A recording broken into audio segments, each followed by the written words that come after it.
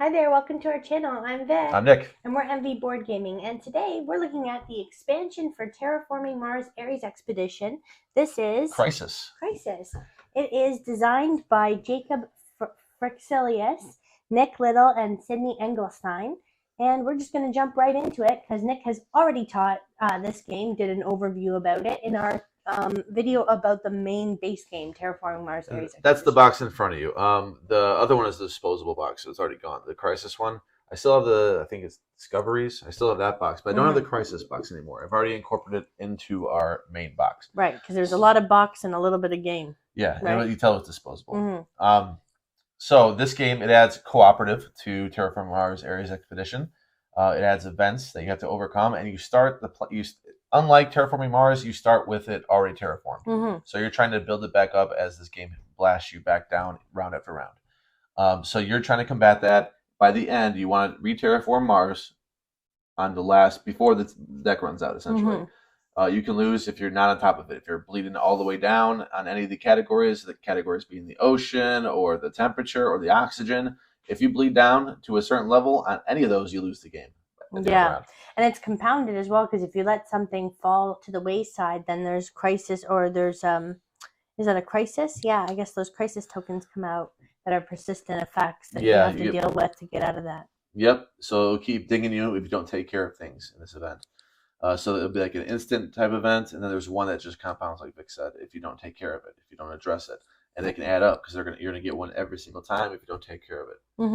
And do they increase in difficulty as the game goes on? Yep. There's 5 different tiers of those cards. You start at the first tier, obviously, and then it works to the 5th tier. Right. By the end, it's just an instant effect, but it's very damaging. So it's not one that compounds like the rest of the game does. Right. So that's the gist of it. We've only played it at 2 players. Let's go over some.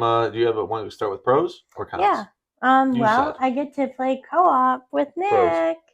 So pro for sure. I love the chance to play a co-op game. And this one, when it comes to the action selection, being able to see, okay, what's the AI going to play? Then what do we want to do? And working together to say, I'm going to do, action this time around because I could really do 2 cards. And whereas you will only be able to play, construction, whereas you're able to do 1 construction, or like knowing that you can make more use of the action and then flipping once we have a system. It was almost like an engine in itself, our action choices between the 2 of us. So I just liked that. I liked that we could work together as my first pro. It definitely goes back and forth with the cooperative nature. It feels really good as a cooperative. It feels like every decision you make, it truly feels like a team effort. The actions you pick, not just that, what cards you might be able to give to your player at certain events, who wants to focus on what based on your starting hand. You want to focus on heat, corporation even too. You want to focus on heat, you want to focus on money, you want to focus on plants. You discuss that with right from the get-go, right from the jump. You're already making some core decisions that are going to impact the whole entire game without a doubt. There's a lot. The way this transitions to a co-op, I think, is fantastic. You can play it both ways now, and you're not. I feel like you're not losing an experience. I don't really want to do this way. No, I feel like this game really, really works well. I think the expansion did a great job with this. Yeah, I agree. I mean, it's challenging as well. So that's another pro for me, is that this wasn't some easy, all right, no problem, just got to do this and then we're done. I mean, the first game, we're obviously going to learn our way about, how to play and how to maybe make the most wise or efficient decisions.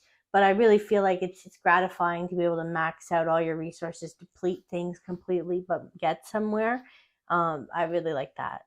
Yeah, and to Vic's point, it was not easy. We played it a few times.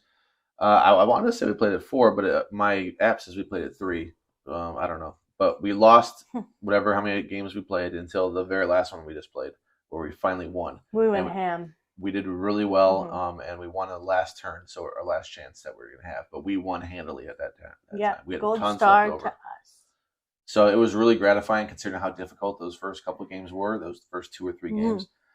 To win, because it seemed like, man, we did okay, and it just the game smashed us. This time it hit us pretty hard in some spots. We were going down to the purple all the way, and we would rebound before the end of the round and so forth. So it really the way you do actions and production are key.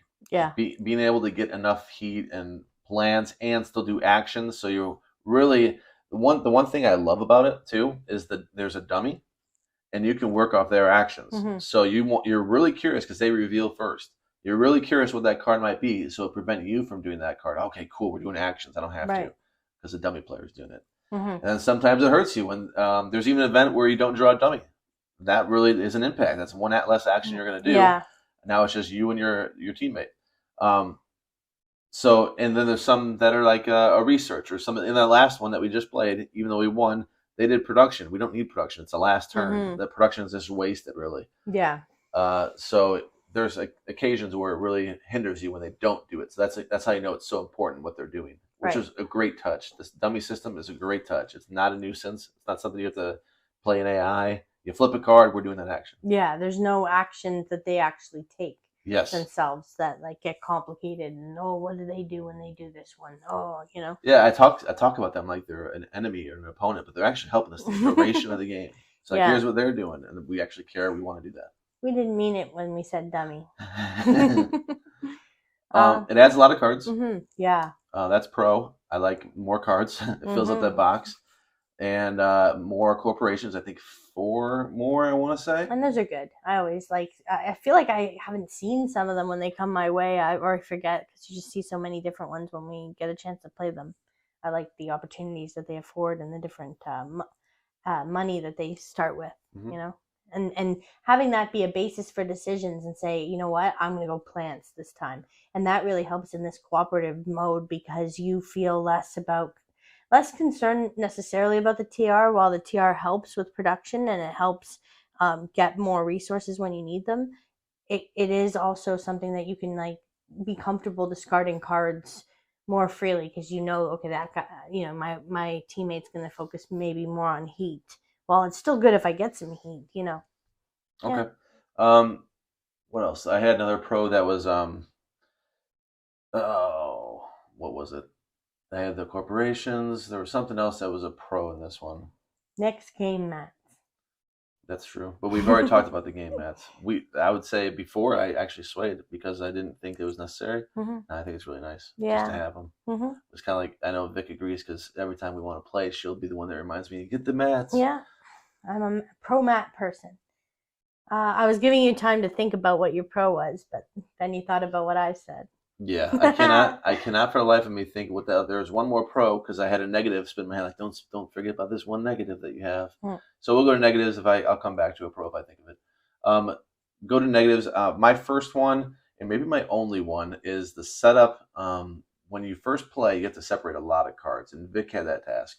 Everything that has a prerequisite is gone for oxygen, for all these things. 3 ocean tiles flip, all that stuff that has a prerequisite you need, it's all discarded. It's not in play when you play Crisis. So you have to go through a lot. There's 1 corporation that's not in there, and on top of those that have conditions, there's like 3 more I need to find the names of. I don't know if you remember doing that. Mm-hmm. So from then we have separated it out.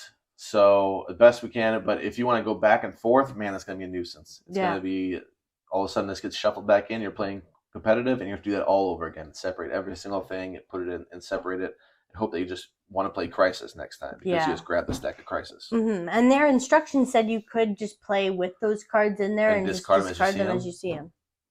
That would be if you get used to it, maybe like, oh, I see that symbol right away, gone. Yeah, but otherwise, it might be like, I've had this card for 10 rounds. I just realized I can't have it. Yeah. Or I've been building for this. Especially if it's one of those ones that has the name on it. Yeah. Oh, yeah. That'd be way worse. That's the one that you have to like keep a running list of the ones to remove. So I can see that.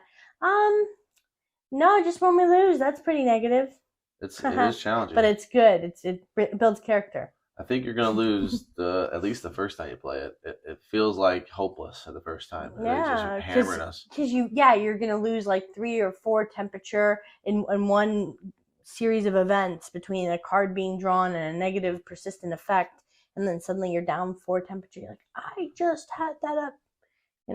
The game, it lulls you to sleep. Like when at first it kind of lulls you in that it's not really hitting you very hard. It's like we're on top of it. We're on top of it. We're on top of it. So, and then it really starts picking up somewhere in the third tier or the fourth tier. Man, it just kills you. And the positive, I had the positive. It's the I like how you make your VP useful. Now, there are a couple things it's useful for. At the beginning, it's useful for getting rid of those crisis tags. You know, getting rid of those tokens.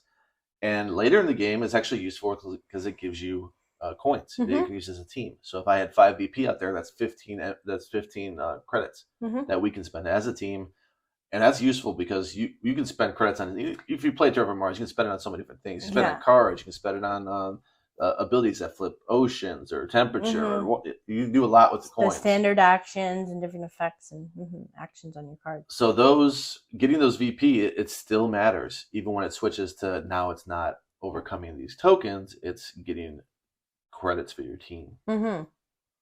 Yeah. So what's your score? How do you? So we're done. You didn't have my negatives. No, I had nothing. I had nothing to add. Nothing for Vic. All right. So maybe you're higher than me. I don't know. It's fantastic. It's a 9-2. It's such a good implementation. It's such a good switch to a co-op. I actually might prefer it than the competitive. It's really gratifying, like viticulture, to win. Yeah. When it happens, you're like, hell yes, that was awesome. So it's the way it's so gratifying and how smooth it plays, and the way we're cooperating is super, super clean. It's gratifying again.